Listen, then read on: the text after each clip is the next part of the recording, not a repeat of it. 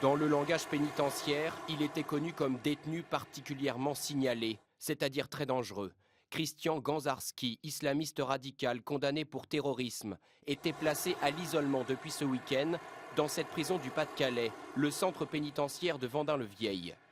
Cet après-midi, au moment de sortir de sa cellule pour aller téléphoner, il se jette sur 3 des 4 surveillants qui l'entourent et les blesse avec des ciseaux. L'un d'eux est sérieusement touché à la tête. Ses jours ne sont pas en danger. Ce syndicaliste était juste à côté des lieux de l'agression. On a entendu des cris qui font froid dans le dos, suivis d'Allah Akbar, mais vraiment hurlant alors que les portes sont censées être un petit peu sonorisées. Selon lui, l'équipement de protection des surveillants chargés de ce détenu venait d'être allégé. Christian Ganzarski, 53 ans, allemand converti à l'islam, avait été condamné à 18 ans de prison pour l'organisation de l'attentat terroriste contre une synagogue à Djerba en Tunisie en avril 2002.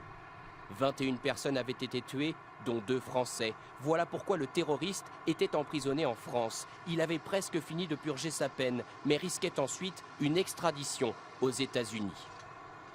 La surveillance des islamistes radicaux dans les prisons françaises, c'est l'un des principaux sujets d'inquiétude des autorités. 508 condamnés pour terrorisme, dont 70 à l'isolement total.